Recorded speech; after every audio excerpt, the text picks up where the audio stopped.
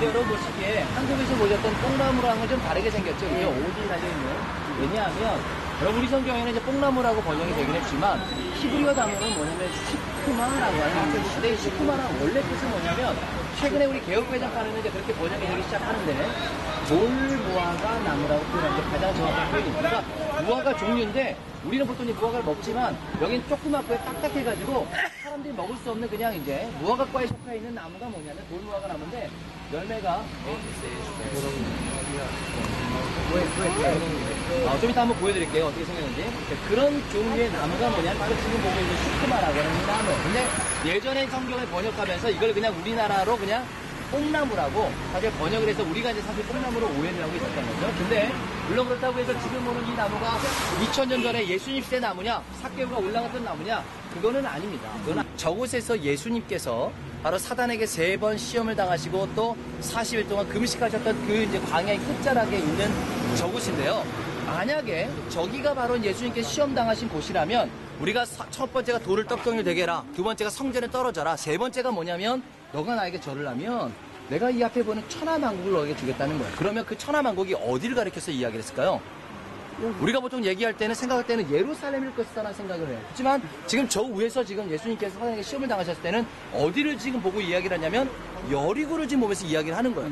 대체 왜 여리고를 보면서 네가 나에게 절을 하면 여리고를 주겠다라고 이야기를 했냐면 아까도 얘기했던 것처럼 여리고는 엄청난 사막의 오아시스였습니다. 많은 상인들이 지나지 않고 기생도 있었고 엄청난 성도 있었고 과일도 많았기 때문에 많은 상인들이 지나가서 굉장히 향락적으로 유흥적으로 발달한 도시가 바로 여리고였다는 거죠. 그래서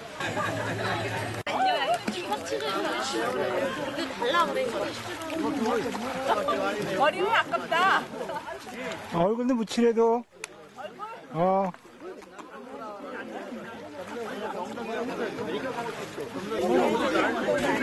모드팩은 어디 있는 거예요?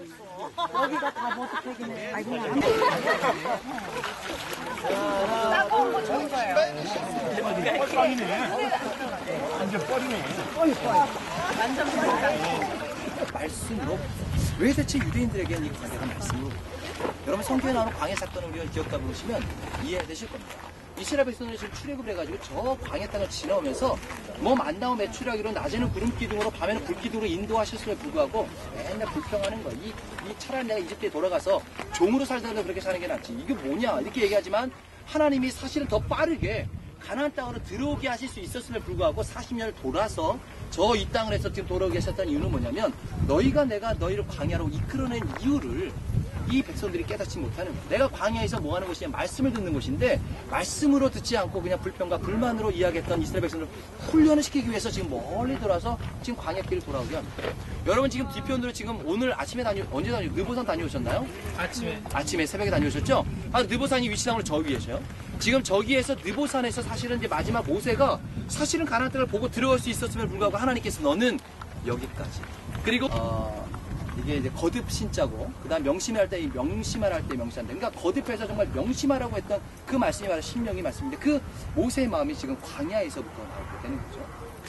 드디어 들어왔습니다. 수많은 전쟁을 이겨서 드디어 이 땅을 정말 큰 왕국을 이루었는데 가장 이제 화려하다고 한 다윗과 솔로몬 시대가 지나고 나니까 이제 서로 나눠지게 되는 거죠. 그래서 남쪽은 남유다로 북쪽은 북이스라엘로 나뉘었습니다. 그래서 르호보암 왕이 북쪽은 여로보암 왕이 다스렸는데 여러분 근데요.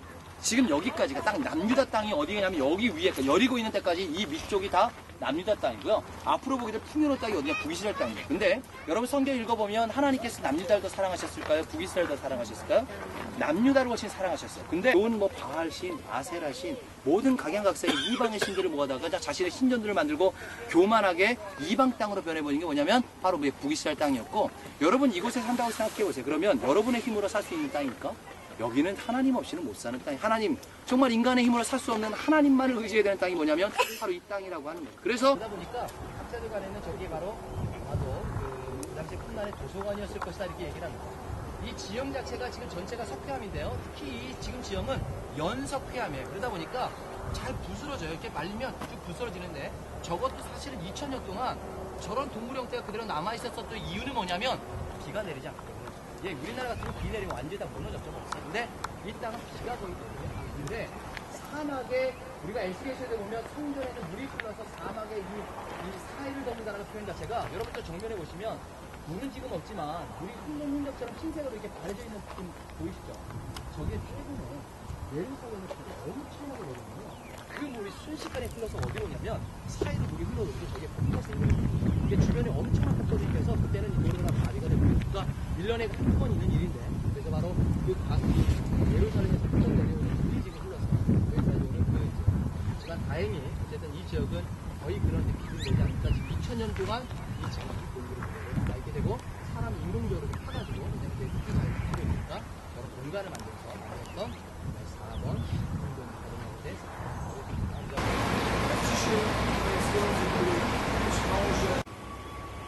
여러분들 서 계신 곳에 아마 제자들이 있었던 것 같고 예수님이 이렇게 쓰신 것 같아요. 그래서 너희들이 지금 보는 이 많은 신들 가운데 나를 누구라 하느냐라고 이야기를 하시고 제자들이 아마 그런 이야기를 하지 않았을까 생각이 드는데요. 그래서 지금 이 지역은 엄청난 넓이입니다. 지금 두남으로 본다면 뭐 한 800두남 정도가 되는데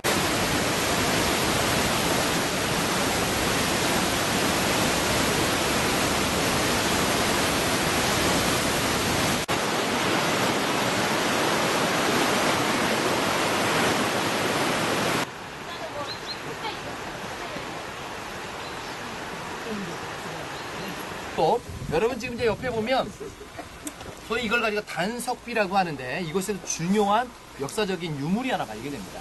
여러분이 이 성경에 보면 가장 화려했던 시기가 언제냐면 다윗과 솔로몬 시대예요. 근데 고고학적으로 유물을 발견해 보니까 의외로 다윗과 솔로몬 시대 유물이 많지 않은 거예요.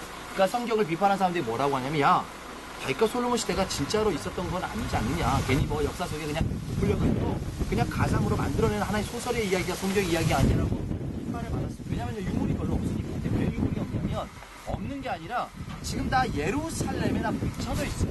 예루살렘 성전 위에 붙여져 있는데 그 성전 위에 지금 뭐가 있냐면 아랍 사람들이 살고 있기 때문에 파볼 수가 없는 거예요. 아랍 사람 쫓아낼 수가 없으니까.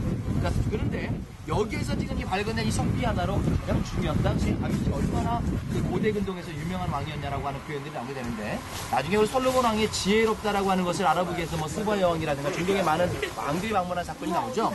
여러분 이것은 유대인들에 의해서 기록된 석비가 아니라 그 당시에 북쪽 땅이었던 히람 왕이 이스라엘과 전쟁을 했습니다. 그런데 전쟁에 이긴 거예요. 히람 왕이 이긴 거예요. 이기고 난 다음에 전쟁의 승전비를 기록해 놓은 건데 이 내용이 뭐냐 아람어로 되어 있는데 이 내용이 뭐냐면 내가 이스라엘과 전쟁을 치러서 하사셀이라고 하는 왕을 죽였다. 근데 이 하사셀이 어떤 사람이냐면 지금 노란색으로 되어 있는 이 부분인데 히브리어로는 베이트 다비드라고 하는데 베이트라는 뜻이 뭐냐면 집 가문이라는 뜻이에요. 그리고 다비드는 다윗입니다. 그러니까 다윗 가문의 하사셀을 죽였다라고 하는 표현입니다.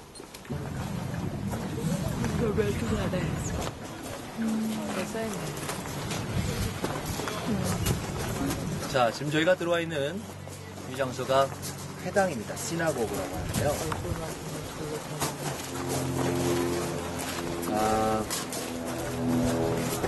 자, 회당은 지금 이제 나중에 우리가 가버나움 회당을 또 좀 가실 거예요. 가버나움 회당은 훨씬 큰 회당이고 더 좀 잘 돼 있어. 그동안에 자세히 설명드리겠지만 어쨌든 유대인들은 회당을 지을 때 꼭 한 법칙이 있습니다. 법칙이 뭐냐면 모든 회당은 어디를 향해야 되냐면 예루살렘을 향해서 지어야 됩니다. 그러니까 예루살렘 쪽으로 들어가서 예루살렘을 향해서 예배를 드리고 나올 때는 회당 밖에까지는 뒷걸음질 쳐야 됩니다. 그래서 회당 밖에서 이제 등을 놓을 수가 있게 됩니다. 그러면 자, 여러분 지금 이 가셔서 바로 그 회당이 어디냐면 가버나움 회당입니다. 지금 저희가 있는 그 회당입니다. 근데 이 지금 건축물들은 이 건물은 2세기 당시 회당은 아닙니다.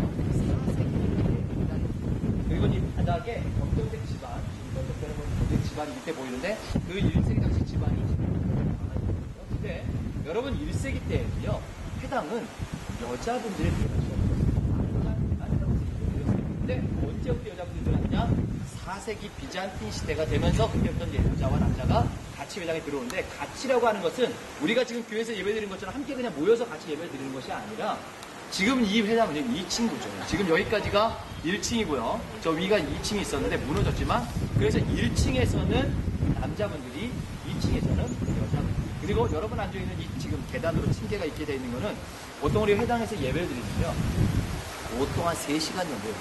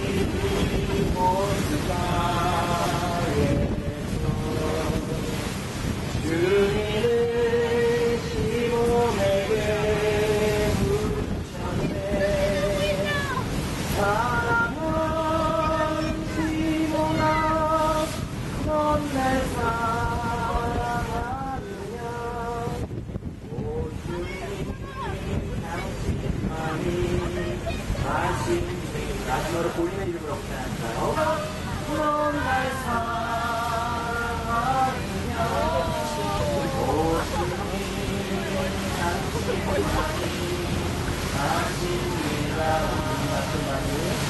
오 주님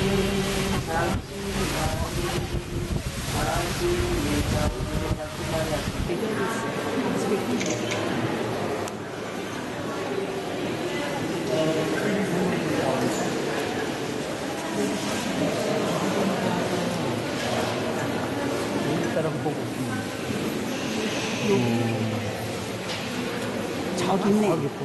저기 물고기 두 마리야. 어디 있다고? 저 가운데. 아니, 그게 네 개를. 이렇게 봐봐. 저 가운데. 접시기에. 아, 접시. 왜 4개 부르는지 아세요? 예수님 하나 가져가죠. 축사했어요.